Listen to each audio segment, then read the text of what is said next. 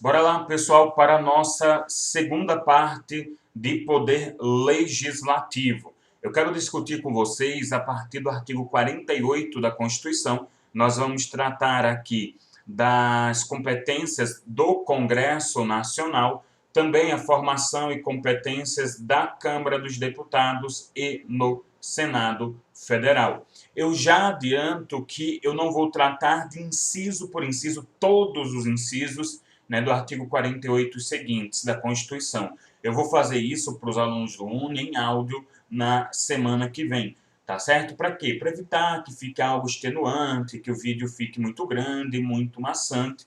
Então, vou trazer alguns exemplos, até exemplos muito importantes, tá? Mas aí eu vou comentar em áudio isso. E, claro, vocês leiam a Constituição, né? Vocês têm à disposição a Constituição em áudio, no próprio STF, e tudo mais, tá certo?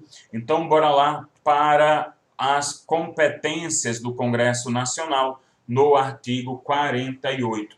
E aí eu já observo que o artigo 48 vai falar de competências do Congresso no plano legislativo, tá certo? Com a possibilidade do presidente da República, inclusive, vetar essa produção de leis, né, leis ordinárias, leis complementares, e o artigo 49 não vai falar tanto da atividade legislativa, ele vai mais ali para a questão deliberativa, tá certo? E aí, quando se fala de questão deliberativa, nós vamos ter uma competência exclusiva, e cuidado com isso, tá certo? Porque a terminologia do artigo 49, segundo a maioria da doutrina, está errada. Eu vou ter uma competência exclusiva do Congresso Nacional e que não pode sofrer veto do presidente da República. Aqui, artigo 48, pode. Outra coisa importante, pessoal, vocês têm que alinhar esse artigo 48 da Constituição Federal ao artigo 22 e o artigo 24, que vão falar das competências legislativas da União, né? Artigo 22, que fala de competência privativa da União, e aí privativa a gente sabe que é possível delegação, isso está até no parágrafo único, né, do artigo 22, e o artigo 24, que vai falar de uma competência que é dividida pela União com os Estados e Distrito Federal, sendo que a União estabelece a norma geral e os Estados e Distrito Federal estabelecem normas suplementares, né, adaptando aí as suas realidades regionais. Então, eu tenho que observar isso com muito cuidado, tá certo? E aí, o que me diz o artigo 48? Cabe ao Congresso Nacional, não estou falando aqui de cada casa, cabe ao Congresso Nacional, com a sanção do presidente da República, não exigida esta para o especificado nos artigos 49, 51 e 52, que são justamente, como eu acabei de falar, não é, competências em que o presidente da República não pode sancionar a atividade do Congresso. Isso, inclusive, mais à frente também é importante, né? No artigo 60, quando se trata da discussão de emenda à Constituição, o presidente também não pode, eventualmente, vetar, ele nem mesmo vai ser chamado para sancionar uma emenda à Constituição. Então, eu vou aqui, não é, discutir no Congresso Nacional sobre todas as matérias de competência da União, tá certo? E aí, especialmente, sistema tributário, arrecadação e distribuição de rendas. 2, o plano plurianual, diretrizes orçamentárias, orçamento anual, operações de crédito, dívida pública e emissões de curso forçado. Inciso 3º, fixação e modificação do efetivo das Forças Armadas. Inciso 4º, planos e programas nacionais, regionais e setoriais de desenvolvimento. Inciso 5º, limites do território nacional, espaço aéreo e marítimo e bens do domínio da União. Inciso 6º, incorporação, subdivisão e desmembramento de áreas de territórios ou estados ouvidas as respectivas assembleias legislativas.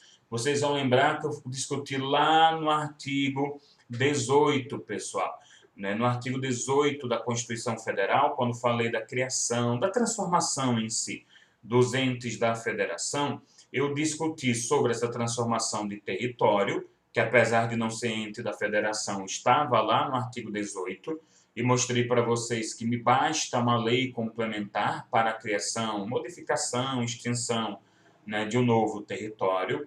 Falei da necessidade de uma lei complementar, e aí ambas, né, da União, mais plebiscito para fazer isso em relação a estados, tá certo? E municípios. Nós vimos que a lei que virá da União, a lei complementar que virá da União, não é uma lei criadora, é uma lei autorizadora. Abre, então, aí um período, né, para que você possa, eventualmente, criar municípios. Aí isso ficará lá no Estado. Então, você vai ter o plebiscito, você vai ter o estudo de viabilidade e você vai ter uma lei ordinária estadual para criar o município.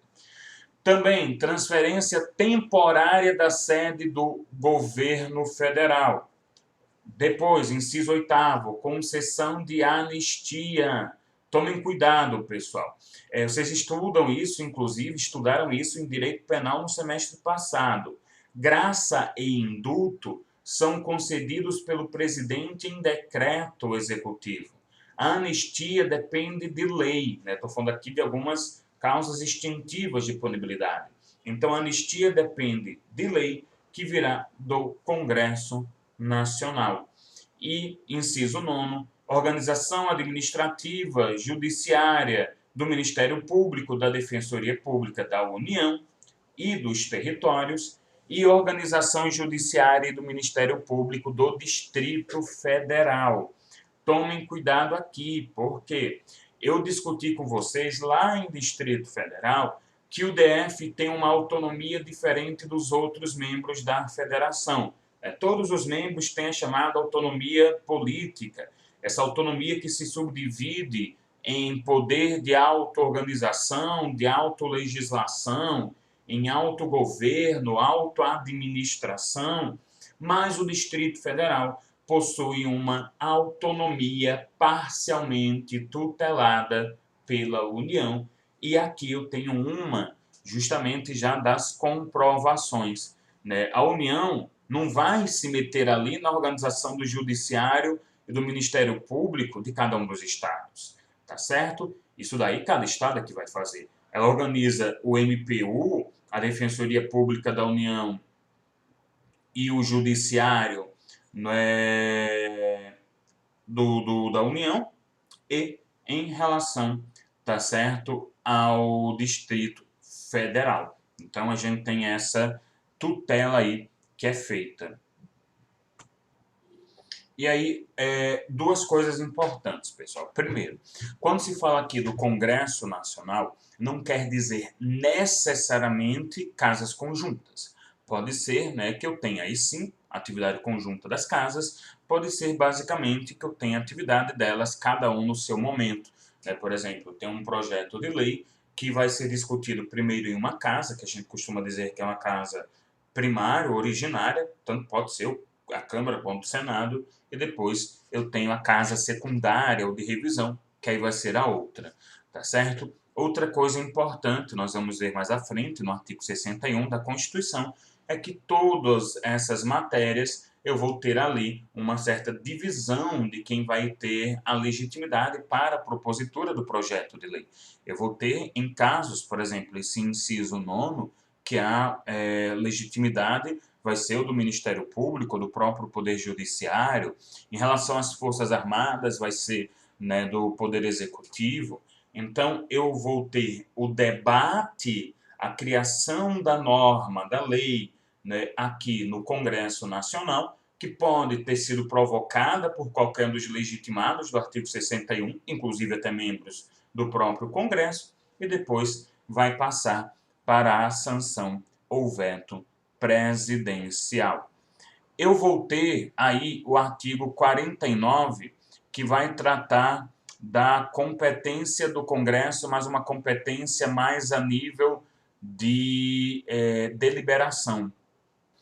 E aqui, pessoal, já quero fazer, na verdade, uma correção de algo que eu falei um pouco no início e acabou ficando errado. Porque o artigo 49 está com a redação correta, tá certo? Que é competência exclusiva do Congresso Nacional. O que está com redação errada é o artigo 51, que aí ele realmente fala de competência privativa, e aí a gente sabe que é competência exclusiva, porque é indelegável, né? E até porque a gente faz aqui o comparativo com o artigo 49. Então, só corrijam realmente essa informação que eu dei errada no início. Quem está com a redação errada é o artigo 51, onde lê-se privativo, eu devo ter ali a leitura de que é exclusivo, aqui está correto, é competência exclusiva, novamente é uma competência indelegável, e como a gente viu no artigo 48, independe de sanção ou veto presidencial. A inciso 1º, resolver definitivamente sobre tratados, acordos ou atos internacionais que acarretam encargos ou compromissos gravosos ao patrimônio nacional. Inciso 2º, autorizar o presidente da República a declarar guerra, a celebrar a paz, a permitir que forças estrangeiras transitem pelo território nacional ou nele permaneçam temporariamente, ressalvados casos previstos em lei complementar. Até, eu acho que foi o ano passado, houve uma discussão, né, saiu na imprensa, até alguns apoiadores do governo falaram sobre uma possibilidade do presidente da República ele declarar guerra, salvo engano, contra a Venezuela. E aí havia alguns imperativos em relação a isso. Primeiro, porque o artigo 4º da Constituição Federal, ele fala da resolução pacífica dos conflitos. E aí o Brasil, ele não poderia agredir internacionalmente outro país, porque até poderia ser caso, né, de delito de competência do Tribunal Penal Internacional. O Brasil poderia ter aí uma defesa. A gente vai lembrar, era claro, outro contexto constitucional, mas a gente pode lembrar da Segunda Guerra Mundial, em que o Brasil ele só entra na Segunda Guerra, claro, né, por questões políticas, econômicas, alinhados já aos aliados, mas também porque houve ataques a embarcações, sobretudo civis, né, de carga do Brasil. Então a gente estava em defesa. Além do mais, além do artigo 4º, eu vou ter esse próprio artigo 49, inciso 2º. Tá certo? O presidente não pode simplesmente declarar guerra. Ele precisa de autorização do Congresso Nacional. Não pedi autorização ou se eu fui proibido, eu fiz de qualquer maneira. Isso é uma quebra da separação dos poderes, é desconsideração do sistema de freios e contrapesos e das competências do Congresso, e isso leva a um crime de responsabilidade, o que pode ser resultante, né, o que vai resultar num julgamento de impedimento, no impeachment, tá certo? Mesma coisa para celebrar a paz, ele precisa de autorização. Mesma coisa para permitir o trânsito ou permanência de forças estrangeiras. Veja, o trânsito que a gente chama de pacífico ou inocente, ele é previsto no direito internacional, em vários tratados. Não precisa o presidente ficar autorizando o tempo todo. Né? Uma aeronave que sai da Europa para ir para a Argentina vai fazer aí trânsito inocente por cima do espaço aéreo brasileiro. Mesma coisa, uma embarcação vai passar por mar territorial, mas quando se trata de forças armadas, eu devo, né, ter essa autorização para que então o presidente possa fazer a permissão. Inciso 3º, autorizar o presidente e o vice-presidente da República a se ausentarem do país quando a ausência se exceder a 15 dias. Tá certo? Existe uma discussão se eu só precisaria da autorização se fosse um dos dois, então qualquer um dos dois se ausentando, tá certo? E existe a discussão se essa autorização é necessária se for os dois juntos, já que o inciso fala do presidente e vice-presidente, tá certo? E aí, por uma interpretação sistemática, você pode entender que é no caso dos dois juntos se ausentarem por mais de 15 dias. Inciso 4º, aprovar o estado de defesa e a intervenção federal autorizar o estado de sítio ou suspender qualquer uma dessas medidas. Novamente, né, lembre, o presidente primeiro ele decreta estado de defesa e intervenção federal, e depois eu tenho um controle político disso com aprovação. No caso do estado de sítio, o presidente primeiro pede que seja autorizado pelo Congresso para só depois ele poder fazer isso. Eu comentei isso, inclusive, no vídeo passado. Sustar os atos normativos do Poder Executivo que exorbitem do poder regulamentar ou dos limites da delegação legislativa. Então, é o seguinte, o presidente ele pode emitir decretos, né, e aí eu falo do presidente, inclusive o Poder Executivo como um todo, ministros, por exemplo, ele pode emitir decretos regulamentando determinadas leis. Será um decreto regulamentar, tá certo? A gente está passando agora, por exemplo, por uma situação do coronavírus, né, do Covid-19, doença que é causada por ele, e aí eu tenho uma lei que vai possibilitar que eu tenha a decretação de certas medidas pelo ministro da Justiça, pelo ministro da Saúde, por secretários, né, autoridades locais de vigilância sanitária, da saúde, e por aí vai. Então, caso eu passe do que é autorizado pela lei, eu fazer esses decretos de restrições, esse decreto pode ser sustado pelo Poder Executivo, tá certo? Da mesma maneira, posso ter uma lei delegada, uma das espécies normativas cabíveis. Se eu ultrapasso o que é permitido na delegação, isso também pode ser sustado pelo Congresso. Incisos, né, 7 e 8 vão basicamente falar da fixação de subsídios dos deputados federais, dos senadores, do presidente da República, do vice e dos ministros de Estado, observando-se as regras do teto remuneratório que a gente já trabalhou ali no tópico de agentes públicos. E, inciso 9, autorizar referendo e convocar plebiscito, daí justamente possibilitando a participação direta da população, né? Democracia direta propriamente dita. Quanto à Câmara dos Deputados, nós vamos ter aqui uma casa formada, até como eu falei para vocês no vídeo anterior, por 513 deputados, não é com essa proporção aproximada de indivíduos de cada estado da federação e do Distrito Federal, essa proporção aproximada para as cadeiras. Porque eu falei aproximada, né, justamente porque acaba não sendo uma proporção completa, ela é um pouco mitigada para evitar subrepresentação ou superrepresentação. E aí eu vou de um mínimo de 8 a um máximo de 70 deputados, é um mínimo de 8 para aqueles estados com bem menor população, como o Acre, e um máximo de 70 no caso, por exemplo, de São Paulo. E até é interessante a gente observar isso, e é uma grande discussão de como a região norte ela é pouco representada no Congresso Nacional. Por quê? Porque a densidade populacional no norte do país é muito baixa. Eu tenho populações muito pequenas. Então, obviamente, eu tenho ali um número muito pequeno de cadeiras. Isso faz até com que a densidade demográfica do Brasil não seja lá tão alta. Por quê? Eu tenho densidades gigantescas em certos locais, mas aí, quando eu jogo os dados do norte, essa densidade despenca. Se eu tirasse o norte, né, que realmente ele acaba desequilibrando muito qualquer cálculo, nossa, aí a densidade demográfica ela dá uma subida boa, se equipara a alguns países até europeus, são países menores, tá certo? E isso, olhe, porque a gente ainda tem muita região agrícola que diminui densidade demográfica, né? Mas quando você vai para cidades, ela é muito grande. Então, o norte ele acaba, de qualquer maneira, sendo pouco representado, o sudeste, principalmente, porque tem muita região metropolitana, tem muita área urbana, né, e uma densidade muito grande nessas áreas, acaba tendo uma representação maior. Além do mais, em cada casa, eu vou ter ali uma eleição, né, nessa casa específica, perdão, eu vou ter uma eleição pelo chamado sistema proporcional. Diferente do Senado Federal, que eu terei o sistema majoritário. No sistema proporcional, eu voto em um partido ou uma coligação.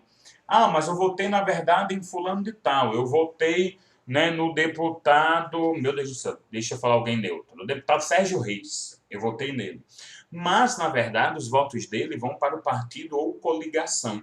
Por quê? Vocês estão vendo isso bem melhor com o professor Abraão, tá certo? Né, em direito eleitoral. Porque eu vou, a partir disso, fazer o estudo do coeficiente eleitoral, ou seja, ali do número total de votos válidos, verificar isso dividindo-se pelas cadeiras da Câmara dos Deputados, e aí eu consigo estabelecer que cada X votos vão chegar para uma cadeira, tá certo? E aí eu vou verificar os mais votados dentro de cada partido e de cada coligação para que eles sejam escolhidos para essas cadeiras, tá certo? Então esse é o sistema majoritário, por isso que de repente alguém muito votado puxa outras pessoas, porque ele atingiu ele, né, gerou muitos votos para atingir o coeficiente eleitoral e por aí. Então às vezes nós temos surpresas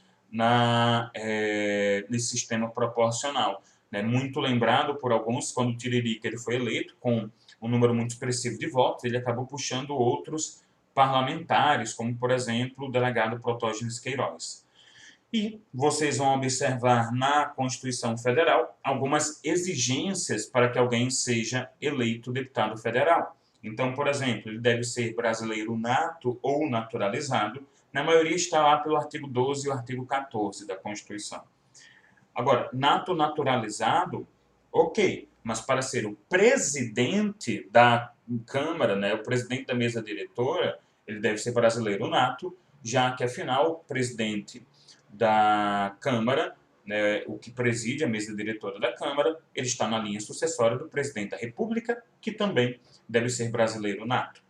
Também ele deve ser maior de 21 anos, apesar que para presidir a Câmara ele deve ser maior do que 35, já que novamente ele está na linha sucessória. Vocês vão lembrar recentemente, no ano passado, a discussão a respeito do deputado Kim Kataguiri, né? Ele que justamente concorreu à eleição da mesa, mas ele não tinha a idade suficiente, tá certo? Também ele tem que estar no pleno exercício dos direitos políticos, né, direitos tanto ativos quanto passivos, para ser eleito.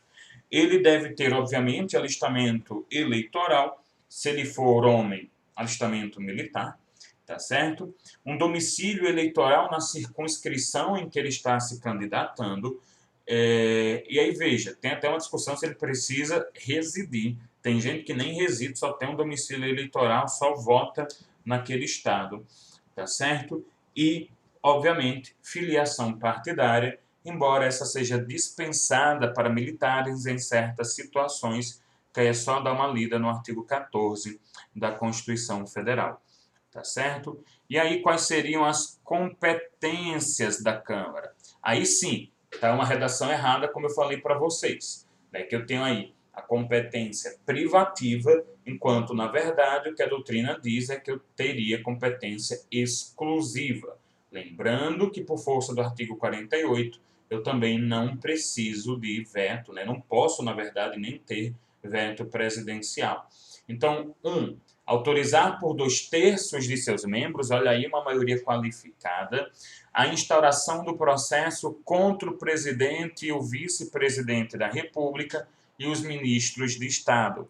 Pessoal, é muito importante que vocês verifiquem, e a gente vai ter essa diferença no artigo 52, que o presidente ele é julgado pelo crime de responsabilidade, que é o processo de impeachment, pelo Senado Federal, né, até com presidência do presidente do STF. O que a Câmara faz é autorizar o processamento.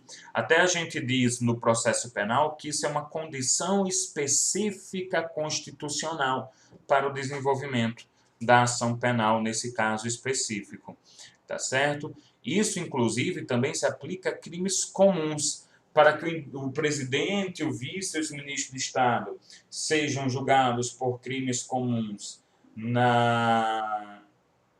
no STF, perdão, eu preciso aqui ter a autorização pela Câmara dos Deputados. Mas eu quero observar uma coisa com vocês. Vou aqui rapidinho para o artigo 52, depois eu volto.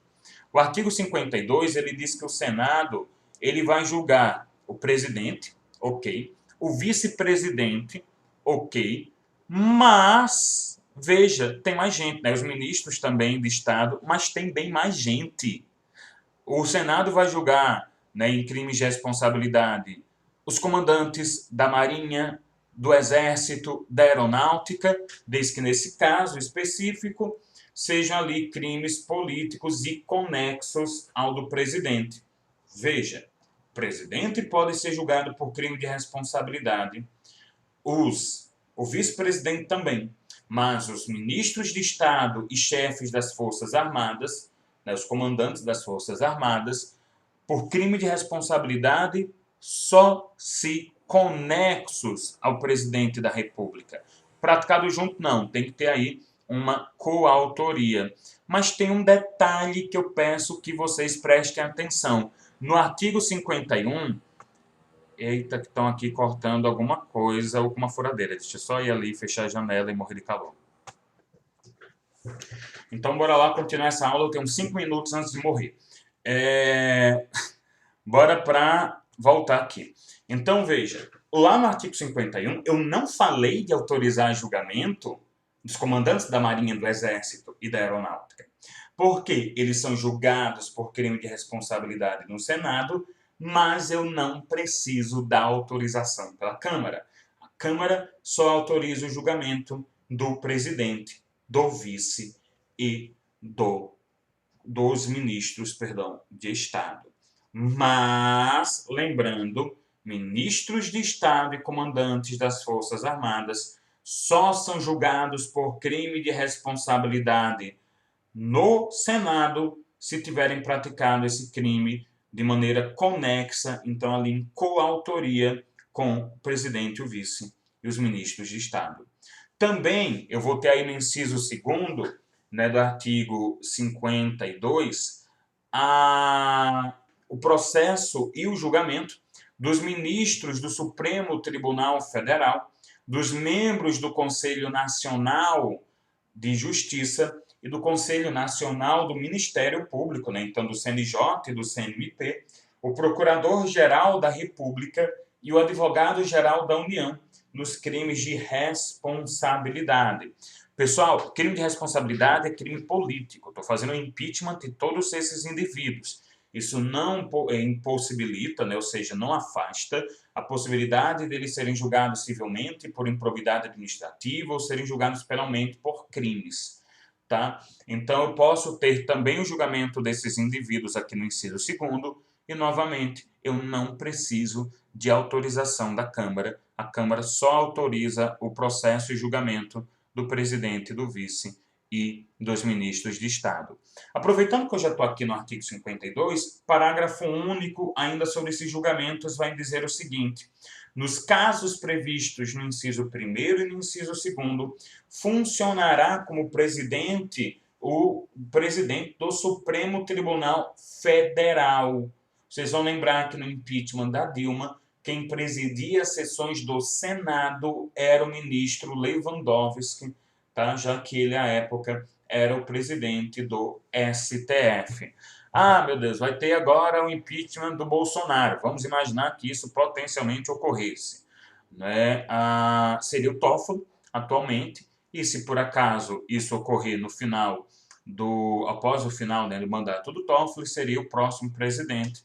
A gente acredita que, por tradição do tribunal, seria o Luiz Fux, tá certo? E aí continua o parágrafo único, limitando-se a condenação, que somente será proferida por 2/3 dos votos do Senado Federal. Então vejam que interessante.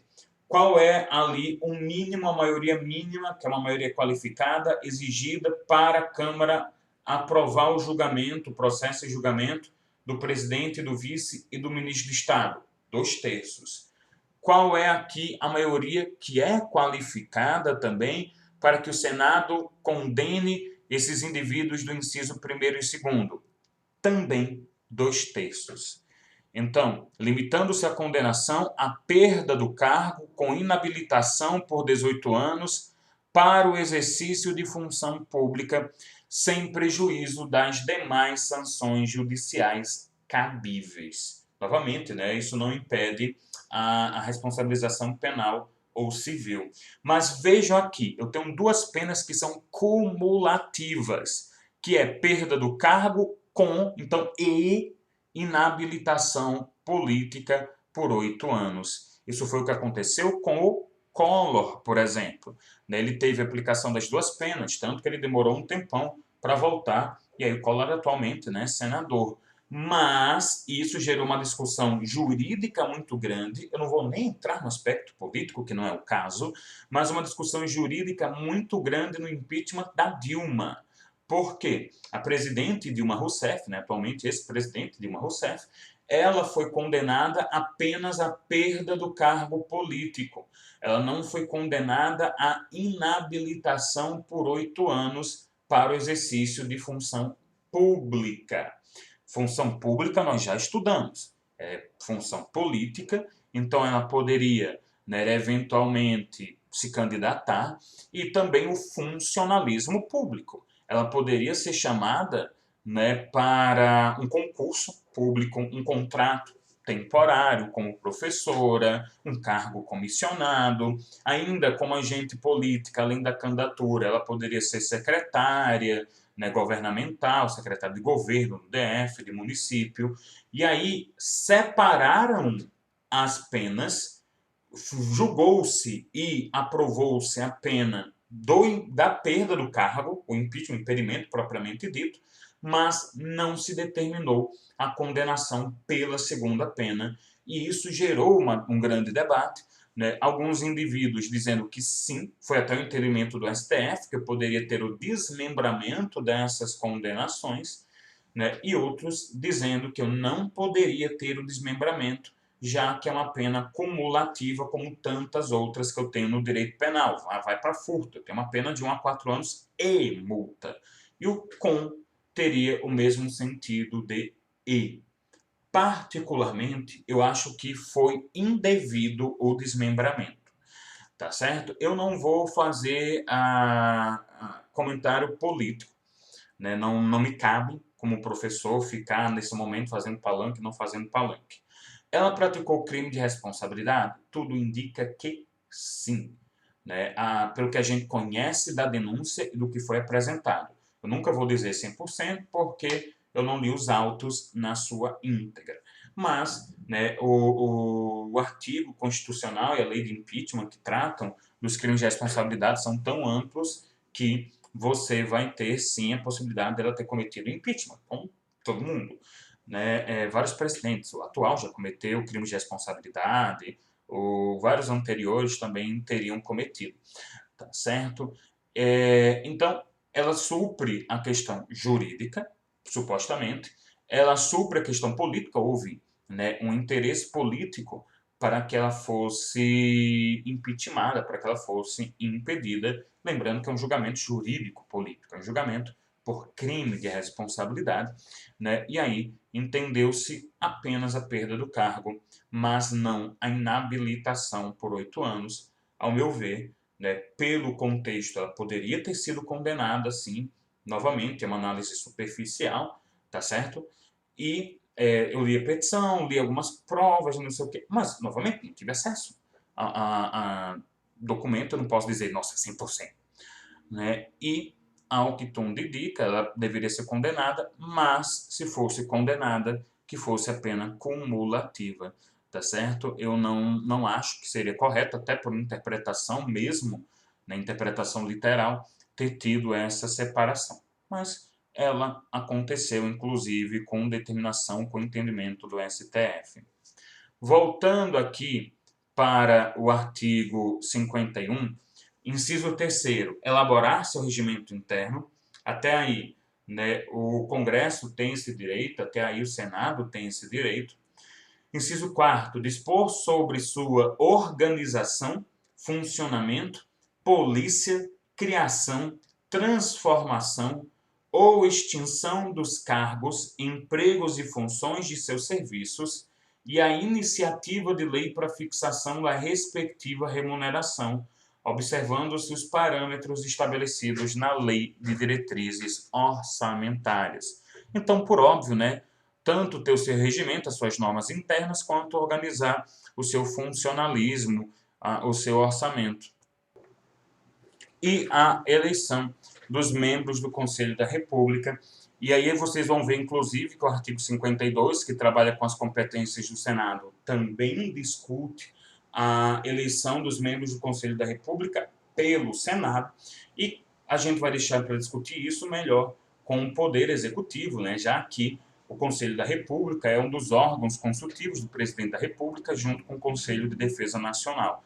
E aí nós vamos estudar com mais calma a formação desse conselho. Quanto ao Senado Federal, nós temos 81 senadores, e aí eu comentei para vocês que eu tenho aqui uma representação dos estados membros da federação, apesar de que alguns doutrinadores, como o Adi Boulos, eles, né, dizem que eu não teria essa representação do Estado propriamente, de que, na verdade, muitas vezes há uma representação de interesses de bancadas que são formadas, bancadas temáticas, ou representação de partidos, né, lados, a chamada situação e oposição, mas em tese é dos estados e do DF. Eu tenho uma votação no sistema majoritário e não no sistema proporcional, tá certo? Diferente, então, do que acontece com a Câmara dos Deputados. Quanto às exigências para que você possa ser eleito senador, ficam valendo quase todas as que eu comentei para ser deputado federal. A única diferença é a idade mínima.